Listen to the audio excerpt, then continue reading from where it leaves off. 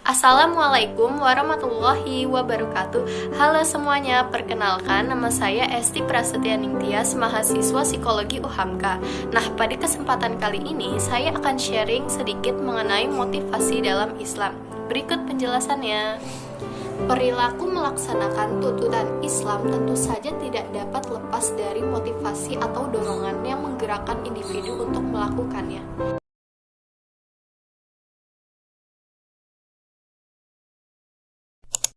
Nah, motivasi sendiri itu adalah proses internal dalam diri manusia yang mengarahkan terciptanya perilaku yang bertujuan.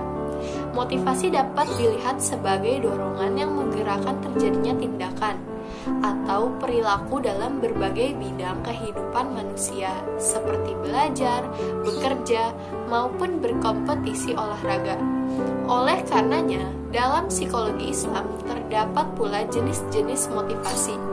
Berikut adalah uraian ringkas mengenai apa saja jenis motivasi yang ada dalam psikologi Islam. Pada kesempatan kali ini akan membahas 5 jenis motivasi. Yang pertama, motivasi menjaga diri. Yang kedua, motivasi menjaga keberlangsungan jenis. Yang ketiga, motivasi kepemilikan. Yang keempat, motivasi berkompetisi. Dan yang kelima, motivasi kerja.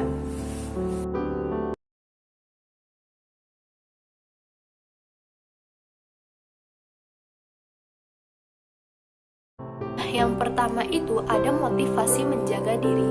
Dari sudut pandang psikologi Islam, motivasi menjaga diri merupakan sebuah hal yang lumrah dalam berperilaku, terutama untuk mempertahankan eksistensinya. Ini sudah disebutkan secara tersirat dalam surat Al-Quran ayat 117-121 surat At-Toha. Ayat 117. Kemudian kami berfirman, "Wahai Adam, sungguh ini iblis musuh bagimu dan bagi istrimu. Maka sekali-kali jangan sampai dia mengeluarkanmu berdua dari surga, nanti kamu celaka." Ayat 118. Sungguh ada jaminan untukmu di sana. Engkau tidak akan kelaparan dan tidak akan telanjang. Ayat 119. Dan sungguh di sana engkau tidak akan merasa dahaga dan tidak akan ditimpa panas matahari. Ayat 120. Kemudian setan membisikkan pikiran jahat kepadanya dengan berkata, "Wahai Adam, maukah aku tunjukkan kepadamu pohon keabadian, khuldi, dan kerajaan yang tidak akan binasa?" Ayat 121. Lalu keduanya memakannya, lalu tampaklah kedua aurat mereka, dan mulailah keduanya menutupinya dengan daun-daun yang ada di surga. Dan telah durhakalah Adam kepada Tuhannya, dan sesatlah dia. Di mana terdapat setidaknya 3 motivasi untuk menjaga diri dari lapar, haus, terik matahari, cinta kelangsungan hidup, dan keinginan untuk berkuasa. Sementara dalam Al-Quran juga disebutkan beberapa hal terkait dengan perasaan takut dan pentingnya memenuhi kebutuhan dasar seperti makan.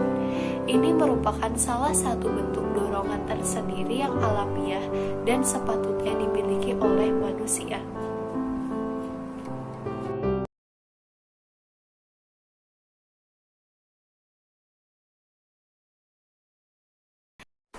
Nah, yang kedua itu ada motivasi menjaga kelangsungan jenis. Motivasi dalam menjaga kelangsungan jenis dapat terlihat dari bagaimana Al-Quran menggambarkan rasa keibuan. Ada gambaran yang jelas mengenai bagaimana beratnya seorang ibu harus mengandung dan merawat anaknya. Selain itu, individu juga dibentuk sebagai pemimpin di muka bumi ini, sehingga mereka harus tetap mempertahankan kelangsungan jenis. Motivasi seksual juga merupakan salah satu bentuk dorongan perilaku yang secara fisiologis dan alamiah dimiliki oleh seorang manusia.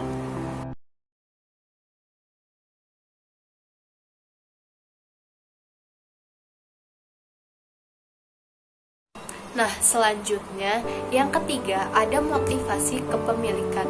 Motivasi kepemilikan cenderung menunjukkan bagaimana individu akan berperilaku dalam memenuhi kebutuhan yang bisa memenuhi tingkat kepuasannya. Dalam memenuhi kebutuhan tersebut, ada landasan dari agama yang membuatnya harus bisa tahu mana cara yang baik dan benar. Harta tentu saja memiliki peran yang cukup besar dalam pemenuhan kebutuhan tersebut. Setidaknya, ada beberapa macam kebutuhan yang ingin dipenuhi oleh individu, seperti kebutuhan sandang, pangan, dan papan, kebutuhan kesehatan dan pendidikan, kebutuhan kelengkapan hidup, kebutuhan sosial, dan keinginan untuk berkuasa atau memiliki pengaruh sosial tertentu.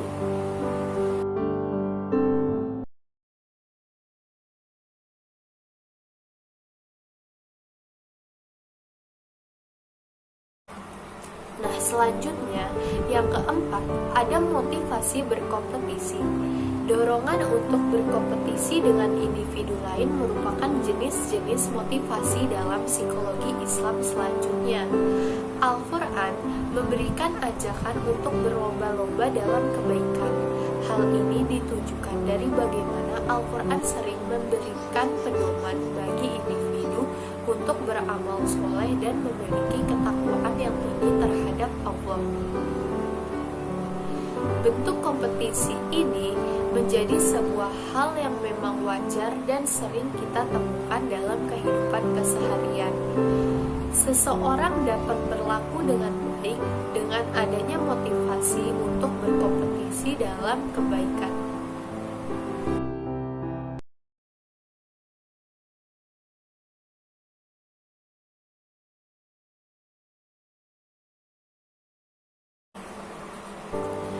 Nah, yang terakhir itu ada motivasi kerja. Psikologi Islam memiliki gambaran tersendiri mengenai motivasi kerja ini. Individu akan menempatkan dirinya untuk memiliki sikap-sikap yang santun dan dapat berkontribusi lebih terhadap apa yang menjadi pekerjaannya. Beberapa bahkan mengabdikan diri dalam pekerjaan tanpa mengharap imbalan karena ia yakin bahwa apa yang ia lakukan akan mendapat balasan pahala dari Allah.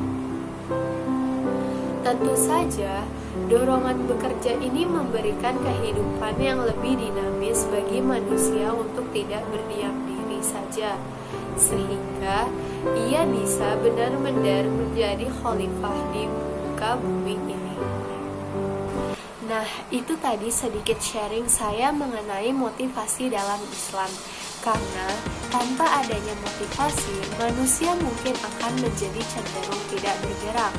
Ini tentu akan berpengaruh pada proses perkembangan individu dan kehidupan sosialnya sehari-hari. Semoga dari penjelasan ini dapat memberikan manfaat serta inspirasi bagi kita semua. Terima kasih. Wassalamualaikum warahmatullahi wabarakatuh. Jangan lupa like, komen, dan share ya.